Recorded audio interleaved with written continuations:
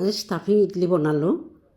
তাৰ কাৰণে মই এটা বাউলত একাপ চুজি ল'লোঁ, আধা কাপ দৈ আৰু অলপ সোৱাদ অনুযায়ী নিমখ অলপমান দিলোঁ।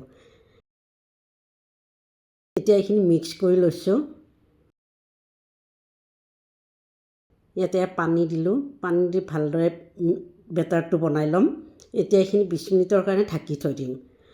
ষ্টাফিঙৰ কাৰণে এক গাজৰ, ধনিয়া পাত, গোটা পিঁয়াজ, এটা জলকীয়া, 4টা আলু আৰু অলপমান কেঁচা মটৰ লৈ ল'লোঁ।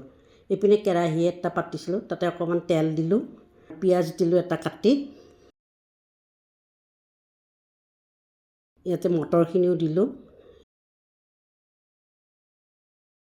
পানী অলপ দি ঢাকি থৈ দিলোঁ সিজিবৰ কাৰণে। এই মটৰখিনি সিজিলে অলপমান চাট মছলা গুড়ি দিলোঁ আৰু অকণমান জালুকৰ গুড়ি,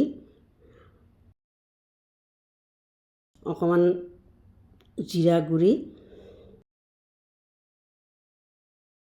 এইখিনি এতিয়া লৰাই দিলোঁ আৰু এই গাজৰখিনি দি দিলোঁ।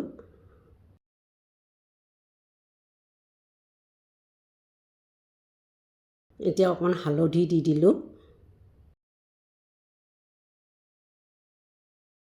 পিটিকি লোৱা আলুখিনিও ইয়াত দি দিলোঁ।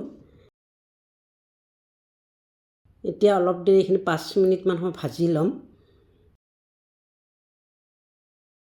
ভজা হৈ গ'ল।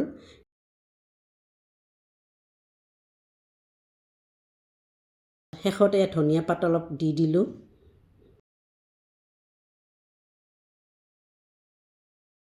এইখিনি হৈ গ'ল। এতিয়া 4 ভাগ কৰি 4টা লাড্ডু বনাই ল'ম।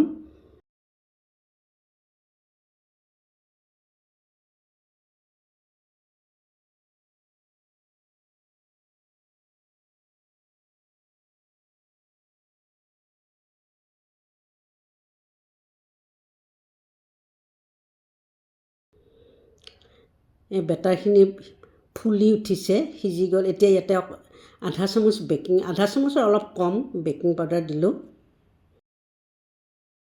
এইখিনি ভালদৰে মিক্স কৰি ল'লোঁ। এতিয়া আগতে তেল অলপমান লগাই থৈ দিছিলোঁ বাতিকেইটাত। এতিয়া এচামুচ দি দিলোঁ বেটাৰখিনি আৰু ষ্টাফিং এটা দি দিলোঁ।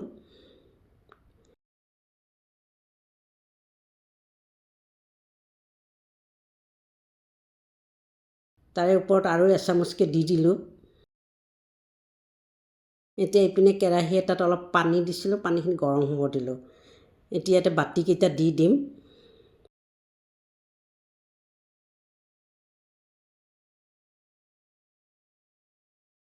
15 মিনিট ৰখাৰ পিছত হৈ গ'ল।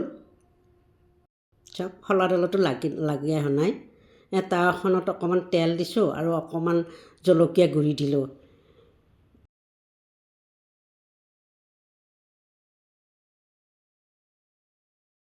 কেইটামান কালজিৰা দিছিলোঁ আৰু এইকেইটা ইডলিকেইটা এতিয়া তাত দি দিলোঁ।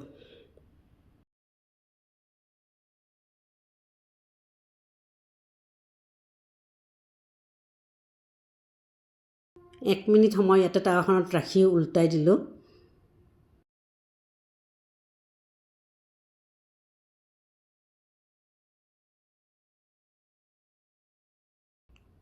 হৈ গ'ল আমাৰ ষ্টাফিং ইডলি।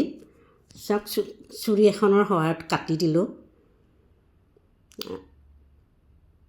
চাওক ভিতৰটো দেখিবলৈ ইমান ধুনীয়া হৈছে আৰু খাবলৈও বহুত সোৱাদ হৈছে।